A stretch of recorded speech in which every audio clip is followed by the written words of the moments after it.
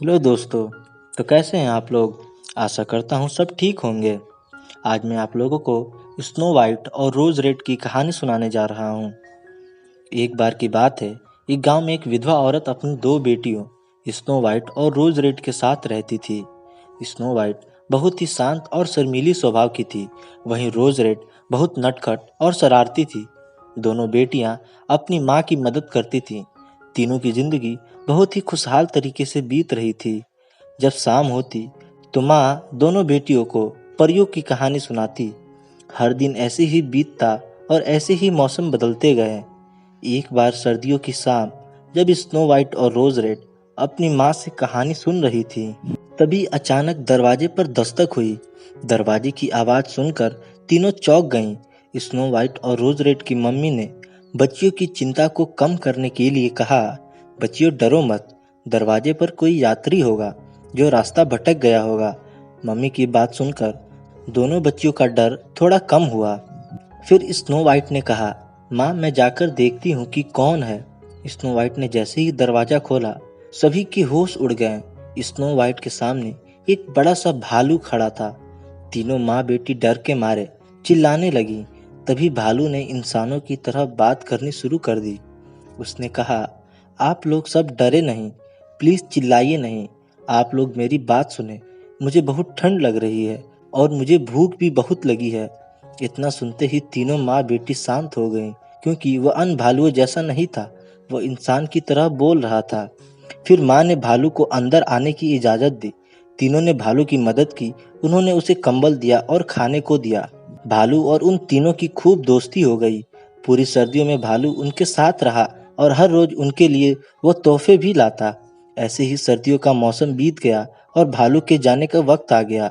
उस भालू ने उन्हें धन्यवाद किया और उनके घर से वो चला गया। कुछ दिनों बाद स्नो वाइट और रोज रेड जंगल में फल तलाश कर रही थी। उसी दौरान अचानक उन्होंने किसी के चिल्लाने की आवाज सुनी।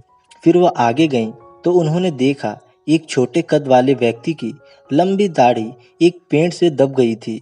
वो व्यक्ति चिल्लाए जा रहा था। उसने दोनों को मदद के लिए पुकारा। तब स्नो वाइट और रोज रेड ने उसकी फंसी दाढ़ी निकालने की बहुत कोशिश की, लेकिन कुछ भी ना हो सका। तभी रोज रेड को एक तरकीब सूझी। रोज रेड ने अपने पास से एक कैंची निकाली। वो आदमी कैंची देखकर घबरा गया। उसने रोज रेड को कहा, रुक जाओ, तुम क्या कर रही हो, मेरी दाढ़ी मत काटो। लेकिन तब तक बहुत देर हो गई थी। रोज रेड ने उसकी दाढ़ी काट दी। यह देख उस आदमी को बहुत गुस्सा आ गया और उनकी मदद का शुक्रिया किए बिना बड़बड़ाता हुआ वहां से चला गया। दोनों बहनों को उसे देख बहुत मजा आया।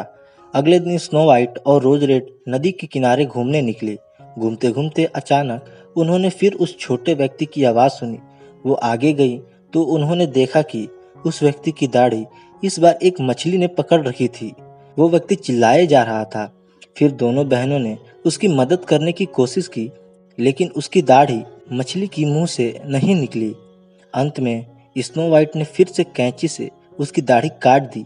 वह छोटा आदमी फिर से उनका धन्यवाद करने के बजाय गुस्सा होकर बड़बड़ाता हुआ वहां से चला गया। वो दोनों बहनें हंसने लगीं। तभी उनकी नज़र सामने पत्थर के पास एक बेहोश व्यक्ति पर गई। वो उसके सामने गई तो देखा उसके सिर पर चोट लगी थी। तभी उस व्यक्ति को होश आ गया। लड़कियों ने उससे पूछा, कौन हो तुम। तब उसने कहा, मैं एक राजकुमार हूँ और मेरा नाम एडम है। उसने आगे कहा, मैं अपने भाई जोसेफ को ढूंढ रहा हूँ। मेरा भाई जेवरों का बैग लेकर जंगल घूमने निकला था, लेकिन सर्दियों से ही वो गायब है। अभी मैंने वैसे ही बैग के साथ एक व्यक्ति को देखा, पर जैसे ही मैं कुछ कर पाता, उसने मुझ पर जादू कर बेहोश कर दिया। स्नो वाइट और रोज रेड ने राजकुमार को अपना परिचय देकर उसकी मदद करने का फैसला किया। तभी जंगल की तरफ से उन्होंने एक जानवर और एक आदमी की आवाज़ सुनी। वो लोग उस आवाज़ के पीछे भागे तो उन्होंने देखा कि वही छोटा व्यक्ति था जिनकी मदद स्नो वाइट और रोज रेड ने की थी।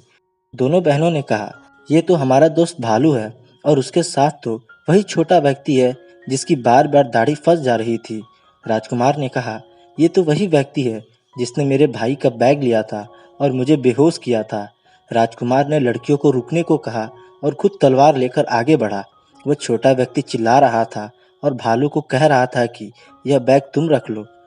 वो भालू गुस्से में था और उसे कह रहा था कि देखो तुम्हारे जादू ने क्या कर दिया।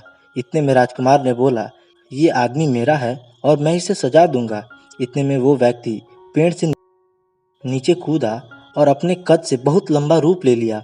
उसने राजकुमार के हाथों से तलवार फेंक दी। वह उनके तरफ उन्हें मारने के लिए आगे बढ़ा। इतने में स्नो वाइट ने तलवार उठाकर राजकुमार एडम की तरफ फेंक दी। इतने में भालू बोला, उसकी दाढ़ी काटो, उसकी सारी शक्तियाँ उसकी दाढ़ी में ही है। ये सुनते ही राजकुमार ने उसकी दाढ़ी की तरफ निशाना लगाकर तलवार को फेंका, जिससे उसकी दाढ़ी कट गई और वो फिर से छोटा हो गया। राजकुमार जैसे ही उस व्यक्ति को पकड़ने के लिए भागा, वो व्यक्ति वहां से भाग खड़ा हुआ। इसी बीच भालू भी इंसान रूप में आ गया।